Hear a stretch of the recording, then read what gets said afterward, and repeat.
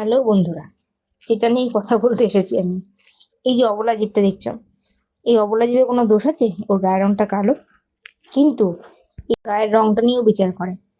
কালো বিড়াল রাখতে নেই, অশুভ হয়। কালো বিড়াল রাখলে বাড়িতে অনেক অমঙ্গল ঘটে, রাস্তা কাটলে অমঙ্গল হয়। আমি বলি কি, সে তো একটা অবলা জীব, ওর মধ্যে কি সেই জিনিসটা আছে কার ক্ষতি করব, কার আমি লোকসান করব, এসব তো ও জানে না। ওকে ভগবান কালো রং দিয়ে পাঠিয়েছে। কালো রংটা হচ্ছে আর একটা একটা উন্নতির কারণ, যে মানুষ কিছু পড়লে পরে গায়ে কালো পড়লে তার নজর লাগবে না। তা ও নিজের নজর কাটানোর জন্য পুরোটাইও কালো হয়েছে।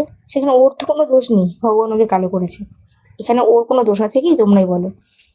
যারা তোমরা মারছো, ধরছো, গালাগালি করে জল ছেটাচ্ছ, এগুলো তোমরা করো না।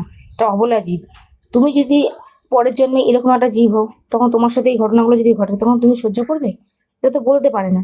যখন এই আমার আমার বলে না, যখন কোনো পোষ্য বা কোনো রাস্তার বলো অবলা জীব প্রাণীকে কেউ এভাবে বিনা কারণে অত্যাচার করে না, আমার খুব রাগ হয়।